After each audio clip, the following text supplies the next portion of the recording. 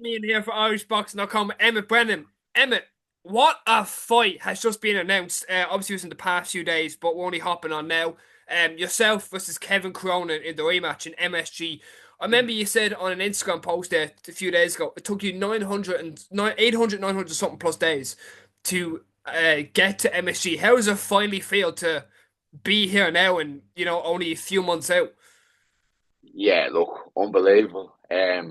I actually had the option of making my professional debut in MSC if I wanted to, Yeah, but it was with a different promoter, and it's something that didn't really suit me at the time, so I didn't take it.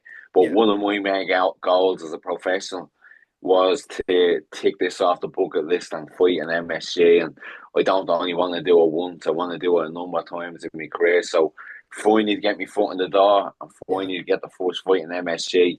Yeah, look, obviously I'm ecstatic about it, but there's 9 weeks ahead and I still have to do the hard work because it's not about fighting in MSG, it's about winning in MSG.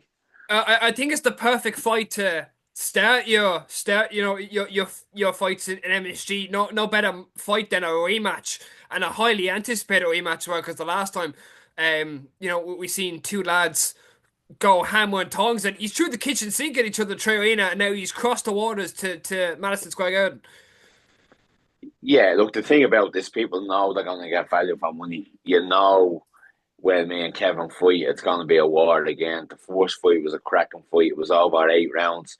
Yeah. Lucky enough, this is over 10 rounds. The next fight, so an extra 2 rounds to go, as you said, go hammer and tongs there. So you're going to expect exactly what you expected in the first fight. It's going to be a cracker. Two of us are going to go to war. And I'm really, really looking forward to it. Talk to me about your last time, because the last time we spoke was on Fight Week, I think, or the week before Fight Week. And you were just about to fight again in America. For the third, fourth time, second, third time, second time, Second sorry, time in second, yeah, America. the second time in America. You were going to fight, and just talk me through the fight. How did it go? How did it feel to be back in the ring and back stateside? Yeah, so that was just to get a fight. As we said, it wasn't about performance, or it Yeah, wasn't about, it was just about going in there, staying uninjured, getting a few rounds, because we knew back then that this fight was happening. Like, this has been in the pipeline probably for the last seven, probably since the yeah, first fight. yeah, We knew they were going to do the Paddy's Day show in Madison Square Garden. So the 5th of December, the last fight, was just about getting another few rounds in. yeah. I wanted an 8 rounder the day before. They got cut down to a 6 rounder, which was completely out of my control. But it is what it is. We got the win. We move on. I go back and forth from New York because, again, it's about selling tickets. It's about building your profile over in New York. So that was just about literally ticking that box and move on. And Yeah. yeah, I was happy with it. Got a tough guy, came to win. That's what we wanted. As we said, we wanted the 8 rounds out of him, Yeah. but it was a 6 rounder. So happy enough with that.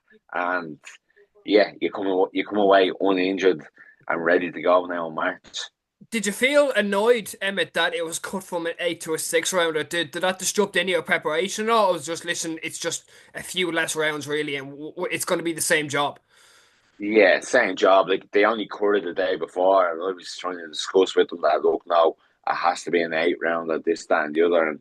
And for whatever reason, they were like, they weren't budging on it. They were like, look, it's a 6 rounder. It is what it is. So there's nothing you can really Yeah, do in them circumstances. You just have to take what it is. As I said, a day out, you're not going to be fighting with anyone to get yeah. an extra 2 rounds. So you just let them do what they were doing and get on with it. These things, that's completely out of your control. You just have to brush them off your head and just get on with the fight. Was your opponent tough, Emmett, at all? Like, did he pose any major threat that you seen that you could shut down fairly quickly? Yeah, so we picked him. The promoter threw like three or four really, really, really bad opponents at us, and I'd sold a lot of tickets. And to be honest with you, I couldn't get in with the other opponents that he was sending me. Oh, like, they had decent records. They were Yeah. 5-0, 6-0, but when you actually look at the footage of them, they were terrible. So I was just like, to the promoter, now look, get this lad. He had 11 or 12 wins with like 14 or 15 losses. He's gone 6 rounds. He's gone 8 rounds. We knew we were going to get a few rounds out of him, so we were just happy with that. Yeah. Yeah. As I said, the main objective of that was just getting the win, coming out uninjured, Mm. selling tickets in New York, Mm. and moving on to MSG. But in fairness to him, he came to win, and that's exactly what we wanted as Yeah. well. We wanted someone that was a little bit of a live opponent that wasn't going to just stand back and let you tee off on him. That's not exactly what we want. Again, we talked about this in the past with you. I've come into the professional boxing at a little bit of a later age, so it's valuable that I get rounds. I'm not just getting in against low level journeymen that you're going to knock out. That to me, that offers absolutely nothing. For me, it's about trying to bank the rounds, and Yeah. because this next fight is a 10 rounder, so you want to bank. As I said, I've already done three 8 rounders. In the second, third, and fourth fight, it would have been no positive to my career if I went in against a bad journeyman and knocked him out in the first or second round. What am I getting at this stage of my career with that? Absolutely nothing. So, Yeah. we picked the right opponents, and we got the right fights, and we got the right amount of rounds.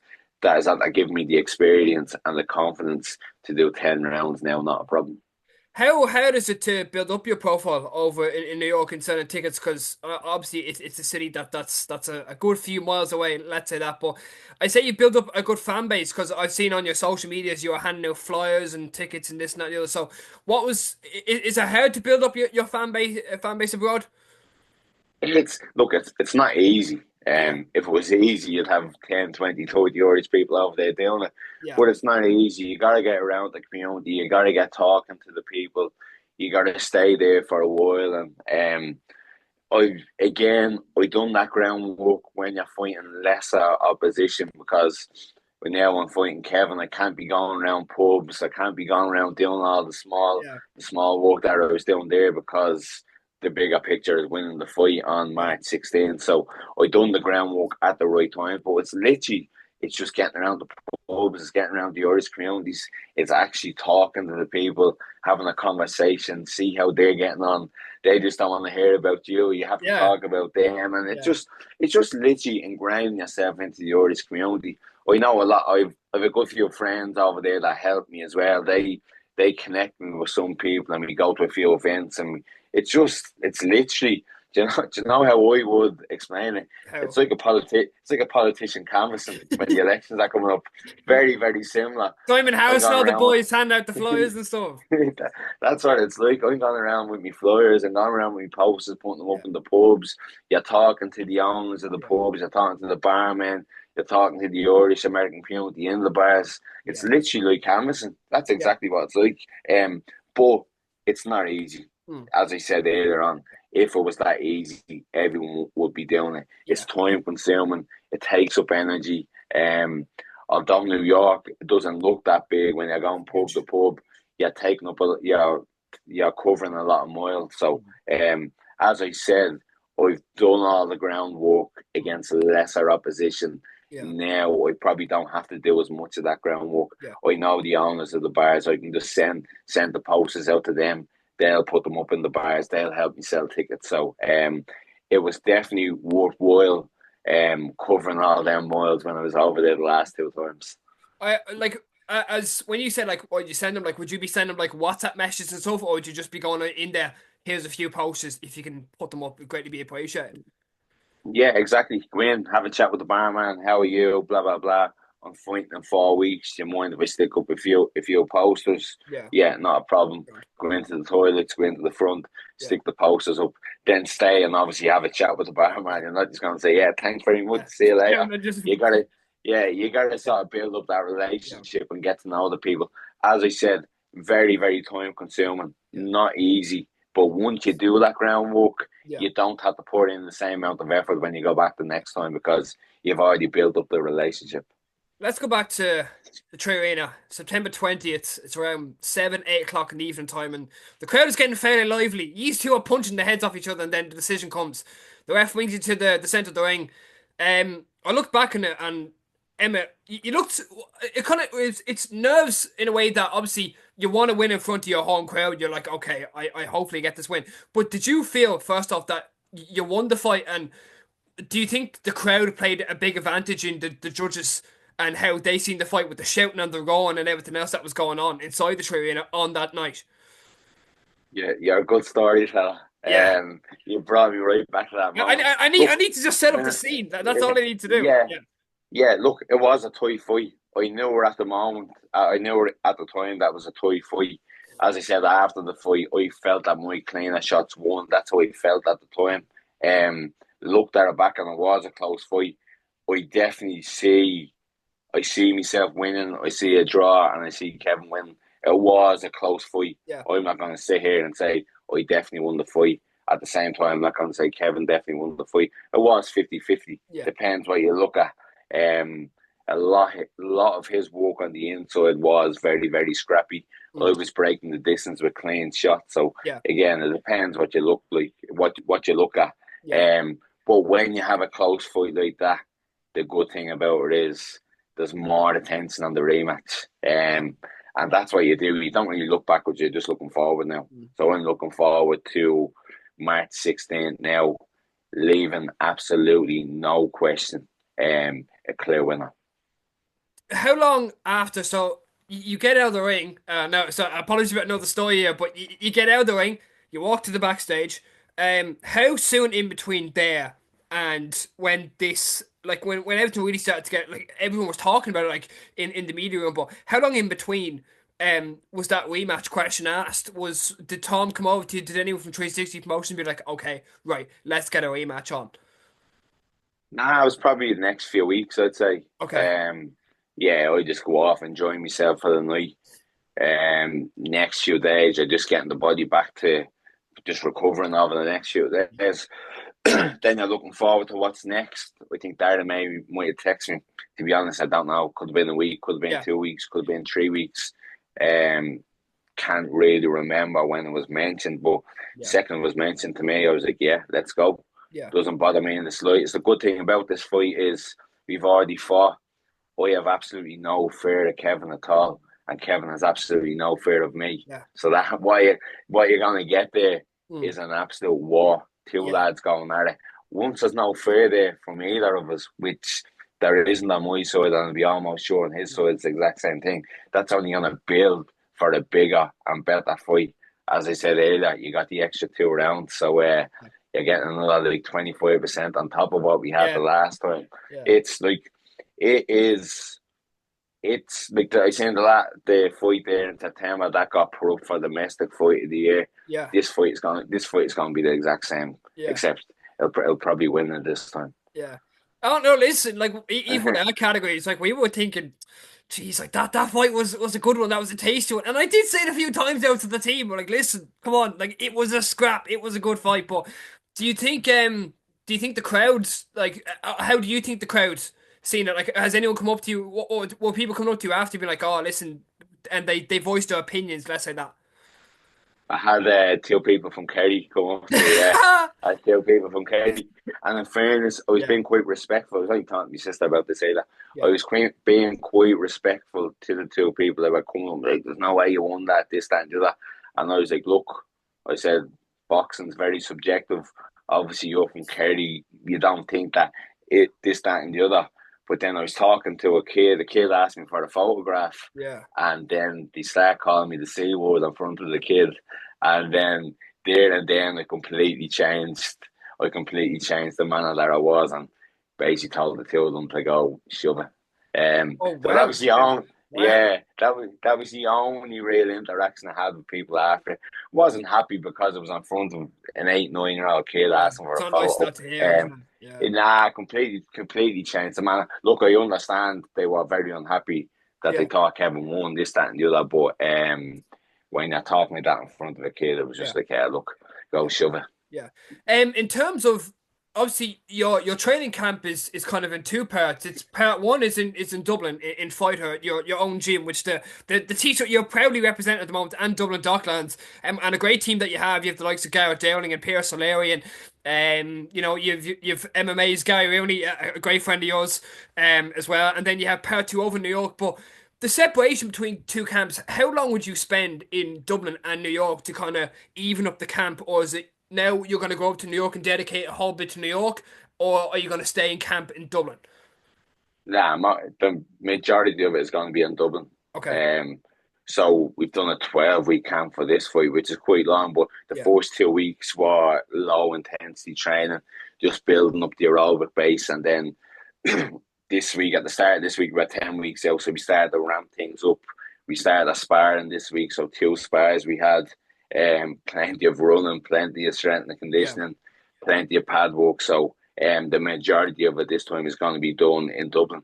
Yeah. I look, we're 9 weeks out tomorrow. Yeah. Physically, I'm in great condition. So for me, it's just about adding a little 2-3% week on week and making sure I'm ready come 9 weeks because, as I said, this is the biggest opportunity of our life. It's MSG, it's Paddy's weekend, plenty of Irish people there, plenty of eyes on the fight, plenty of eyes on the occasion. So it's about physically and mentally being in the best condition Yeah. possible come March 16th.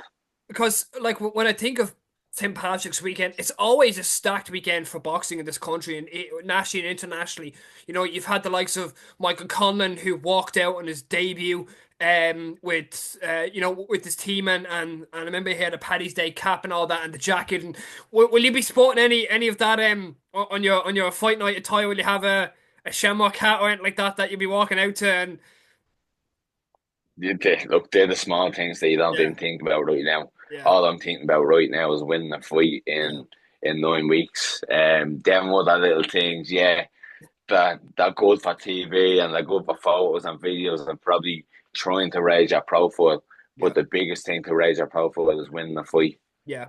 So for me, the only thing I've thought about was winning on March 16th. None of that other stuff at the moment doesn't matter for me. Maybe a little bit closer to the time we'll talk about that. But right now, as I said, it's just about getting myself in the best physical condition that I can. In terms of physical condition and weight, Emma, are you obviously yourself being a professional? Would you shy off the weight much, or like would you kind of be always that fight? It's like 2 or 3 kilos always off, and if you're needed last minute, let's say for a fight, that you're always there at the weight, you can cut them 2 or 3 kilos easy.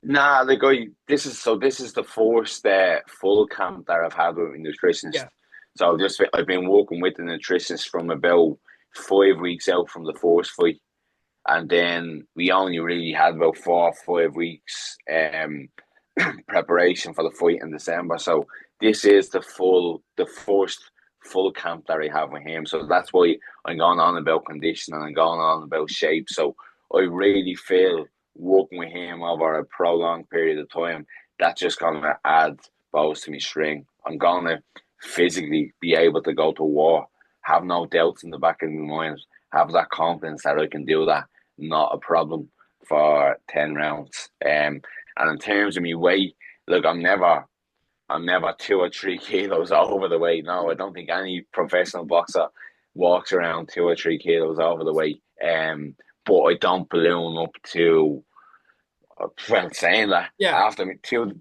days after me last fight, I was 90 kilo. I've never been Jesus, 90. Emma. I've never been 90 kilo in my life. But I say that was surprising that's me with the scales when you looked at it. You were just like, Jesus Christ.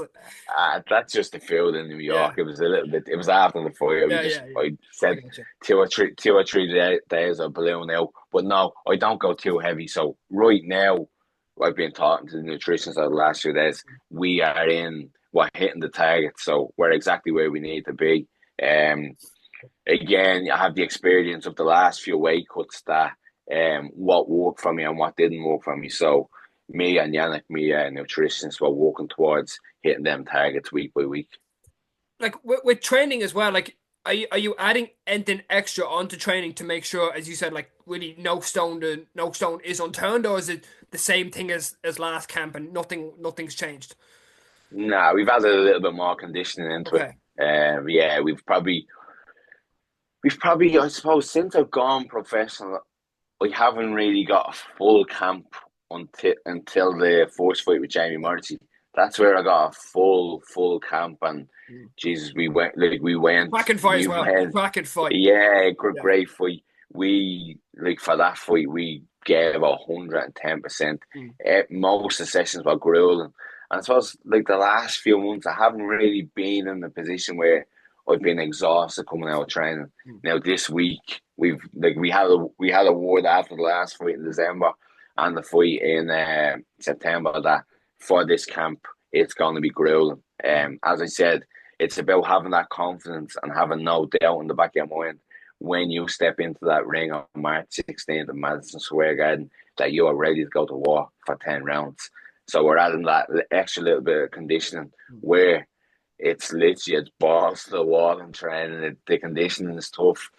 You nearly want to quit. So we're having a few sessions like that where you nearly want to quit. I Yeah, look at Jay Opatoya a lot. yeah. I study a lot what he does in training, Talking and knockout I, Wednesday as well. yeah, Great. he's unbelievable. He's the ultimate fighter. But Yeah, I do look at him in training, and I do look at him on the pads, and like he is leaving everything yeah. in every round. So we sort of took a little bit of inspiration from That's him class. in terms of adding to our condition. So um, all's gone well so far. As I said, this is the first full week of high intensity training. We've 9 weeks left, and we'll probably taper down halfway through the camp, and then we'll taper down the last week. But the 3 4 week blocks we have in between that, it's gonna be tough. As I said, tough to the point where mentally you want to quit, but you're Yeah, not going to quit. You're going to keep yeah. on going. You're going to dark, dark places, and that's what it's about. As I said, you mentioned this at the start. It's 984 days now Yeah. since I last drank. And I done that, and I made them sacrifices to Mm. fight at Madison Square Garden. I am giving this every single thing I have. When it comes to March 17th, I don't want to wake up with any regrets. I Yeah. want to know I gave everything for the last 10 to 12 weeks of training camp, and I gave everything in that fight. So these hard days that I'm doing right now, it's about having no regrets come March 17th. When you were in Tokyo at the Olympics, and unfortunately, you didn't go all the way. Did you ever think back then, like in your professional career, you would be in Madison Square Garden all the way back then? If you're even thinking about that, or even you as a boxer, with every boxer's big dreams. Like, did you ever think that you would actually be at Madison Square Garden fighting as a professional? Yeah, 100%. 100%. I've seen it already.